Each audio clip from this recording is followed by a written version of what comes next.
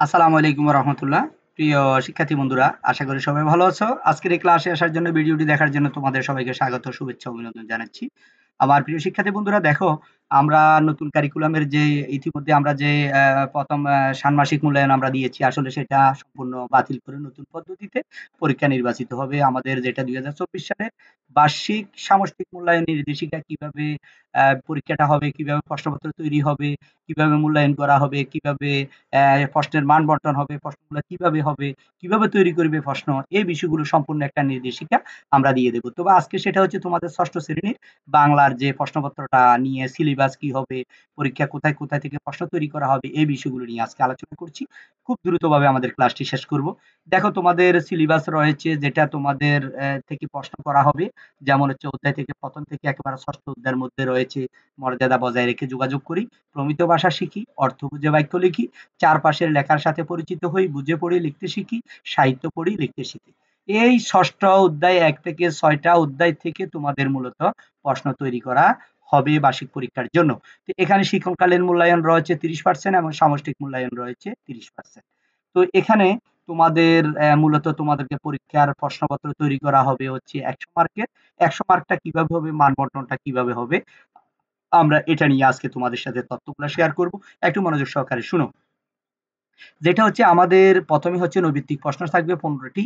১৫টি MCQ. MCQ মানে হচ্ছে নৈর্ব্যক্তিক, যেটা ৪টা, একটা প্রশ্নের উত্তর ৪টা থাকবে। ৪টা থেকে একটার উত্তর তোমাকে খাতায় লিখতে হবে। আমরা নমুনা প্রশ্নটা কি ধরনের হবে তোমাদেরকে সামনে দেখাচ্ছি। তো এখানে ১০টি প্রশ্ন থাকবে, পাশাপাশি ১৫টি নৈর্ব্যক্তিক এমসিকিউ প্রশ্ন থাকবে, সাথে তোমার ১০টি এক কথায় উত্তর থাকবে। এটা হচ্ছে ১ নাম্বার করে ২৫ একে ২৫। তারপরে সংক্ষিপ্ত প্রশ্ন থাকবে, যেটাকে আমরা শর্ট কোয়েশ্চেন বলে থাকি। ১০টি থেকে ১০টির উত্তর দিতে হবে। এখানে একটি প্রশ্নের মান হচ্ছে ২, ১০ দুগুণ হচ্ছে থাকবে ২০। এই শর্ট প্রশ্নটা কি ধরনের হবে, এটাও আমরা সামনে তোমাদেরকে দেখাচ্ছি। একটু মনোযোগ সহকারে দেখো। তারপরে হচ্ছে সংক্ষিপ্ত প্রশ্ন উত্তর বললাম আমরা। তারপর রচনামূলক প্রশ্ন হচ্ছে দৃশ্যপটবিহীন প্রশ্ন থাকবে হচ্ছে ৫টি, এর মধ্যে উত্তর দিতে হবে ৩টি। একটি প্রশ্নের মান হচ্ছে ৫, ৩ ৫ ১৫। তো এখানে দৃশ্যপটবিহীন প্রশ্ন কি ধরনের হবে, কোন ধরনের প্রশ্ন হবে, আমরা সামনে এই বিষয়ে তোমাদেরকে নমুনা প্রশ্নগুলো দেখাচ্ছি। এরপরে আসে হচ্ছে রচনামূলক প্রশ্ন। দৃশ্যপট নির্ভর প্রশ্ন থাকবে হচ্ছে ৭টি, এর মধ্যে উত্তর দিতে হবে ৫টি। একটা প্রশ্নের মান হচ্ছে ৮। তবে এখানে দৃশ্যপট নির্ভর যে প্রশ্নটা থাকবে, এর মধ্যে ২ টা অংশ থাকবে, ক অংশ এবং খ অংশ। একটা প্রশ্ন থাকবে ক, আর একটা প্রশ্ন থাকবে হচ্ছে খ। এই ২ টাকে মিলিয়ে একটা প্রশ্নের মান থাকবে হচ্ছে ৮, ৫ ৮ ৪০। ঠিক আছে? তো এখানে দৃশ্যপট নির্ভর বলতে আমরা যেটা বুঝি, তোমরা যারা ষষ্ঠ শ্রেণীতে আছো তোমরা আসলে এখন বুঝবে না। যেটা হচ্ছে আমরা এর আগের যে যারা বর্তমানে ৯ এ আছে, ৮ এ আছে, এরা বুঝবে। সৃজনশীল প্রশ্ন যেটাকে বলে, একটা উদ্দীপক থাকবে, একটা গল্প থাকবে, ওটা থেকে তোমাকে প্রশ্নটা বের করতে হবে। তোমার বইয়ের ভিতরে যেই প্রবন্ধ রয়েছে, গল্প রয়েছে, তুমি বইয়ের সিলেবাসে যে পড়াগুলো পড়েছো, ওইটা থেকে মূলত প্রশ্নগুলোর উত্তর আসবে। তো ১০০ নম্বরের মধ্যে শিক্ষার্থীর প্রাপ্ত নম্বরকে ৭০% এ কনভার্ট করা হবে। যেমন আমরা এখানে ১০০ মার্কসের পরীক্ষা দিব, ১০০ মার্কটাকে ৭০% এ নিয়ে আসবে। এসে তোমাকে পরবর্তী শিক্ষণকালীন মূল্যায়ন থাকবে ৩০ মার্ক। মোট ১০০ মার্কের পরীক্ষার তোমার রেজাল্ট তৈরি করা হবে, যেই বার্ষিক পরীক্ষা। ঠিক আছে? তো এখানে তোমার অ্যাসাইনমেন্টের কাজগুলো কিভাবে হবে দেখো। এখানে শিক্ষণকালীন মূল্যায়নের ভিতরে ১০ মার্ক হবে অ্যাসাইনমেন্ট বা ব্যবহারিক কাজ। তারপরে হচ্ছে ১০ মার্ক হবে অনুসন্ধানমূলক কাজ, প্রকল্প প্রতিবেদন উপস্থাপন ১০। তারপরে হচ্ছে শ্রেণী কাজ, পাঠ্যপুস্তকে সন্নিবেশিত একক কাজ, দলগত কাজ, ছক পূরণ, বক্স পূরণ, ফ্লো চার্ট অঙ্কন ইত্যাদি। যে কাজগুলো আমাদের বইতে, যে বাড়ির কাজগুলো রয়েছে, হোমওয়ার্ক রয়েছে, একক কাজ, দলগত কাজ রয়েছে, এগুলো কি করতে হবে, তুমি পূরণ করতে হবে। এগুলো তুমি জানতে হবে। এগুলো যদি তুমি ভালোভাবে করতে পারো, স্যার তোমাকে ১০ নাম্বার দিবে। এভাবে সব মিলে ৩০ মার্ক, মোট ১০০ মার্কের পরীক্ষা হবে। তো প্রিয় শিক্ষার্থী বন্ধুরা, এখন জানবো হচ্ছে আমরা নমুনা প্রশ্নের ব্যবহার, কিভাবে নমুনা প্রশ্নগুলো তৈরি করা হয়েছে। ১ থেকে ১৫ নাম্বার হচ্ছে নৈর্ব্যক্তিক প্রশ্ন, যেটাকে আমরা বলে থাকি হচ্ছে বহু নির্বাচনী প্রশ্ন। আর এটা হচ্ছে এক বাক্যে উত্তর দিবে ১৬ থেকে ২৫ নাম্বার। দেখো এখানে নৈর্ব্যক্তিক প্রশ্নগুলো আমরা আসলে কি, যেখানে বহু নির্বাচনী প্রশ্ন বলে থাকি আমরা, নৈর্ব্যক্তিক প্রশ্ন বলে থাকি আমরা, বা এমসিকিউ বলে থাকি আমরা। এগুলো হচ্ছে ৪টা একটি প্রশ্ন থাকবে, একটি প্রশ্ন থেকে ৪টি উত্তর থাকবে। যেমন হচ্ছে ক, খ, গ, ঘ। এখান থেকে সঠিক উত্তরটা তোমাকে খাতায় লিখতে হবে। যেমন সব অঞ্চলের মানুষের সহজে বুঝার জন্য ভাষার একটি রূপ নির্দিষ্ট রয়েছে। তাকে কি বলে? এটা কি প্রমিত ভাষা, সাধু ভাষা, কথ্য ভাষা, আঞ্চলিক ভাষা? যেটা সঠিক হবে তুমি এটা খাতায় লিখতে হবে। এভাবে মনে করো আরেকটা প্রশ্ন আছে, কোন লোকশিল্পটি একটি মৌলিক বৈশিষ্ট্যের পরিচায়ক? নকশিকাঁথা, শীতল পাটির নকশা, মসলিন, পোড়ামাটির কাজ। এভাবে করে সঠিক উত্তরটা তুমি খাতায় লিখে নিবি। এভাবে তোমার প্রশ্ন থাকবে হচ্ছে বহুনির্বাচনী প্রশ্ন থাকবে হচ্ছে 15টা প্রশ্ন থাকবে। এরপরে আর প্রশ্ন থাকবে হচ্ছে এক কথায় উত্তর, ছোট্ট একটা প্রশ্ন যেটা আমরা জ্ঞানমূলক প্রশ্ন বলে থাকি। যেমন বাঁচতে দাও কবিতাটি কবির কোন কবিতার বই থেকে নেওয়া হয়েছে?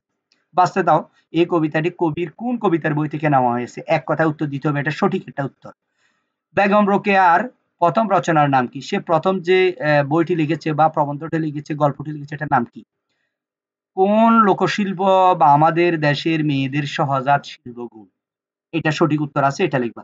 তো এভাবে করে তুমি ১৬ থেকে ২৫ নাম্বার পর্যন্ত এক কথায় প্রশ্নগুলোর উত্তর দিবে। এরপরে আছে হচ্ছে রচনামূলক প্রশ্ন ৭৫ নাম্বারের, যেটা দেখো তোমরা সংক্ষিপ্ত প্রশ্ন উত্তর থাকবে, যেখানে প্রত্যেকটা প্রশ্নের মান থাকবে ২। যেমন লোকশিল্প সংরক্ষণ ও সম্প্রসারণের দায়িত্ব আমাদের সকলের কেন? এটার উত্তর লিখতে হবে। মনে করো এখানে মিনিমাম ৩, ৪টা ৫টা লাইন তোমাকে লিখতে হবে গুছিয়ে। তারপরে দেখো কবি সবাইকে আজ বাঁচতে দিতে বলেছেন কেন? এটা হচ্ছে ২। এভাবে মনে করো তোমার ১০টা প্রশ্ন থাকবে, ১০টা প্রশ্নের উত্তর খুব সহজভাবে তোমাকে লিখতে হবে। এরপরে আসে রচনামূলক প্রশ্ন, যেটা হচ্ছে দৃশ্যপট বিহীন প্রশ্ন যেটা বলি আমরা থাকা। এখানে ৩টা প্রশ্নের উত্তর দিতে হবে। যদি ৫টি প্রশ্ন থাকবে, যেকোনো তুমি ৩টি প্রশ্নের উত্তর বাছাই করে দিতে হবে। যেমন এখানে দেখো নীল সাদা ড্রেস পরে কয়েকজন শিক্ষার্থী স্কুল থেকে ফিরছিল। মেঠো পথের ২ পাশে সবুজ ধানক্ষেত। হঠাৎ সামনের একজন থমকে দাঁড়ালো। সে বলল, "দেখ, দেখ কি সুন্দর একটা পাখি উড়ছে।" এই অনুচ্ছেদটা মূলত হচ্ছে এটা তোমাদের বইতে আছে। এই বই থেকে মূলত এই প্রশ্নটা তৈরি করা হয়েছে। দেখো এখানে বলছে যে অনুচ্ছেদ থেকে একটি করে বিশেষণ, সর্বনাম, ক্রিয়া, আবেগসূচক শব্দ লিখতে হবে। এই লাইনটা থেকে বের করে, যেমন ৫ নাম্বার। তারপরে যেকোনো ৫ টি জ্যোতিচিহ্নের নাম লিখে বাক্যে প্রয়োগ দেখাও। এখানে হচ্ছে ৫। তারপরে হচ্ছে নিচের শব্দগুলো একটি করে প্রতিশব্দ লেখো। যেমন ৫ কানন, সিন্ধু, হাত, অদ্রি, বন্যি। তো এই শব্দগুলোকে তোমাকে প্রতিশব্দ বের করতে হবে। তো এভাবে প্রশ্ন থাকবে ৫টা থেকে যেকোনো, এখানে মনে করা আছে ১১, ১২, ১৩, ১৪, ১৫, এখান থেকে যেকোনো ৩ টি প্রশ্নের উত্তর তোমাকে লিখতে হবে। এরপরে আসে হচ্ছে দৃশ্যপট নির্ভর, যেটা আমরা বলে থাকি সৃজনশীল বলতে পারো, কোনো একটা উদ্দীপক বলতে পারো, বা কোনো একটা ছোট্ট একটা গল্প দিতে পারে, কোনো একটা ছবি দিতে পারে, কোনো একটা কবিতার লাইন দিতে পারে। দেখো এখানে একটা কবিতার লাইন, কয়েকটি কবিতার লাইন দিয়ে দিয়েছে। যেমন দেখো নিচের কবিতাংশটি পড়ে নিম্নোক্ত প্রশ্নের উত্তর দাও। বলতেছে এটাকে কবিতার এই কবিতাগুলোকে ভালো করে পড়ে তুমি ক এবং খ এর উত্তর দিবে। প্রত্যেকটা প্রশ্নের মান হচ্ছে ৪। দেখছো? উপরের কবিতাংশের সাথে তোমার জীবনের চারপাশে যে সম্পর্কের মিল পাওয়া যায় তা ব্যাখ্যা করো।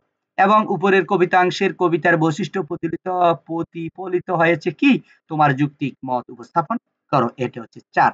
দেখুন কবিতাটা কি ধরনের আলোচনা করেছে, দেখো আসমানি রে দেখতে যদি তোমরা সবে চাও, রহিমউদ্দির ছোট্ট বাড়ি রসুলপুরে যাও।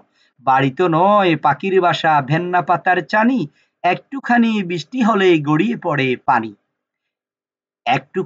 একটুখানি হাওয়া দিলেই ঘর নড়বড় করে, তারই তলে আসমানিরা থাকে বছর ভরে। এটা আসলে কার কবিতা?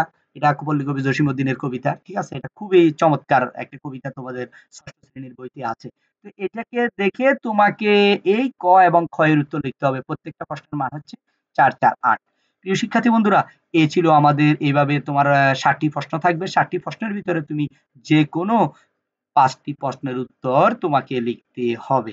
প্রিয় শিক্ষার্থী বন্ধুরা, এখানে কিছু নমুনা দেওয়া আছে কি, কি বিষয়ে, দেখো এখানে এই যে নৈর্ব্যক্তিকগুলো আছে, নৈর্ব্যক্তিকগুলোর প্রশ্নের উত্তর দিয়ে দেওয়া আছে এবং এক কথায় প্রশ্নের উত্তরগুলো দিয়ে দেওয়া আছে। এতটুকুই।